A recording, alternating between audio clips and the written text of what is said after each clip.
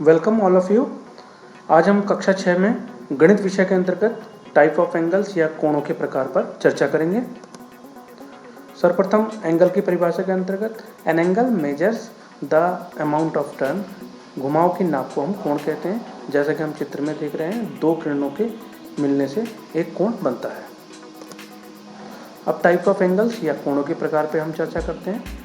कोणों के प्रकार में पहला प्रकार है एक्यूट एंगल, दूसरा राइट एंगल, तीसरा ऑब्ट्यूस एंगल, चौथा स्ट्रेट एंगल, पांचवा रिफ्लेक्स एंगल, छठा फुल एंगल। कोणों के प्रकार को हम एक माइंड मैप की सहायता से समझते हैं। कोणों के प्रकार में पहला प्रकार एक्यूट एंगल, जो कि 90 अंश से कम के कोण को कहा जाता है, और दूसरा एंगल है राइट एंगल, जो कि 90 अंश के कोण को कहा जाता है। और तीसरे प्रकार के कोण होते हैं ऑब्ट्यूस एंगल, जो कि 90 अंश से अधिक और 180 अंश से कम के कोणों को कहा जाता है। अगला प्रकार होता है स्ट्रेट एंगल, जो कि 180 अंश के कोण को कहा जाता है। और इसका अगला है रिफ्लेक्स एंगल, जो कि 180 अंश से अधिक और 360 अंश से कम के कोण को कहा जाता है। और अंतिम प्रकार होता है कंप्लीट एंगल, जो कि 360 अंश के कोण को कहा जाता है। कोणों के प्रकारों को समझने के लिए अब हम जियोजेब्रा नाम के सॉफ्टवेयर में एक फाइल बनाएंगे, जिस फाइल में बच्चे एंगल को अपने आप रोटेट करके पता लगा पाएंगे ये एंगल किस प्रकार का एंगल होगा। सर्वप्रथम इसके लिए हम एंगल वाले मेनू पर क्लिक करते हैं और एंगल ले लेते हैं। एंगल को ड्रॉ करने के लिए हमें 3 पॉइंट लगाने पड़ेंगे, पॉइंट बी और पॉइंट सी। अब हम एंगल देख पा रहे हैं, एंगल तो ड्रॉ हो गया, लेकिन अभी इसके हम भुजाओं को नहीं देख पा रहे हैं। इसके लिए लाइन सेगमेंट में जाएंगे। लाइन सेगमेंट में जाके सेगमेंट लेंगे और सेगमेंट ड्रॉ करने के लिए जैसे पॉइंट सी पे हम एक क्लिक करेंगे और दूसरा क्लिक लाके पॉइंट बी पे करते हैं तो लाइन सेगमेंट पहला तैयार। इसी प्रकार बी पे एक क्लिक करेंगे और दूसरा ए पे क्लिक करते हैं तो देखिएगा आपका कोण हमको बनता हुआ दिखाई पड़ता है। अभी हम ये जो भुजाओं के नाम देख पा रहे हैं, इनको हटाते हैं। तो इसके लिए राइट क्लिक में जाके और हम शो लेबल, इस पर एक बार क्लिक कर देंगे तो ये हट जाता है। इसी प्रकार हम दूसरी वाली लाइन के लिए भी हटाते हैं। और यहाँ पे हम एंगल देख पा रहे हैं, एंगल लिखा है अल्फा इक्वल टू और उसका वैल्यू लिखा हुआ है। तो यहाँ पर हम सिर्फ इसकी वैल्यू लेंगे, तो इसके लिए भी हम राइट क्लिक करें और ऑब्जेक्ट प्रॉपर्टीज़ पे जाएं और ऑब्जेक्ट प्रॉपर्टीज में जाके बेसिक में जाएं और वहाँ पे देखें शो लेबल। शो लेबल में जाके हम यहाँ पे सिर्फ वैल्यू ले लें तो देखेंगे यहाँ पर सिर्फ एंगल की वैल्यू आ जाती है।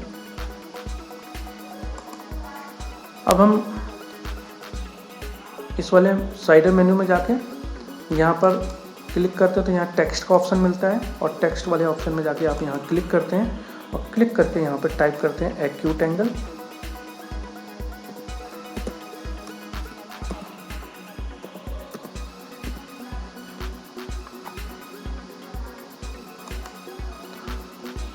एंगल में जाके क्लिक करें और इसकी ऑब्जेक्ट प्रॉपर्टीज़ पे चले जाएं।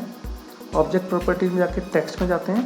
पहले हम इसका साइज़ बढ़ाते हैं, तो यहाँ पर स्मॉल साइज़ है, इसको हम लार्ज कर लेते हैं। और अब यहाँ पर हमें एडवांस प्रॉपर्टीज़ में जाना पड़ेगा, क्योंकि हम जब इसे रोटेट करेंगे तो यहाँ पे कंडीशंस लगानी पड़ेगी।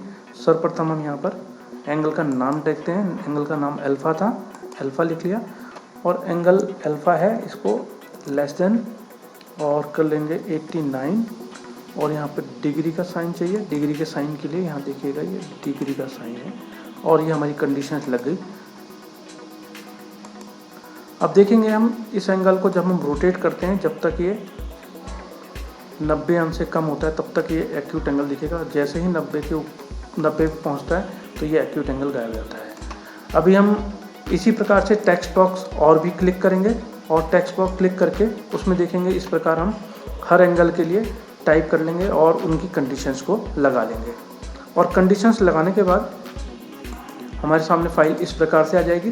देखिएगा यहाँ पर हमें टेक्स्ट 1, टेक्स्ट 2, टेक्स्ट 3 और इस प्रकार टेक्स्ट 6 तक हमने सभी एंगल्स के नाम लिखे और इनकी प्रॉपर्टी जो भी हमने पहले देखी सारी कंडीशंस लगा दी। कंडीशंस लगाने के बाद ये हमारी फ़ाइल तैयार हो जाती है।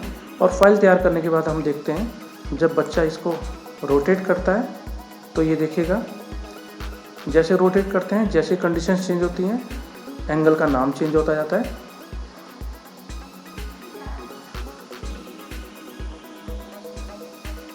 देखिए 180 पे स्ट्रेट एंगल, और इसी प्रकार से जैसे ही 360 पे पहुंचता है तो ये कंप्लीट एंगल दिखाता है। इस प्रकार बच्चा रोटेट करके एंगल को देख पाएगा कि किस प्रकार के एंगल कितनी नाप के अंतर्गत आते हैं।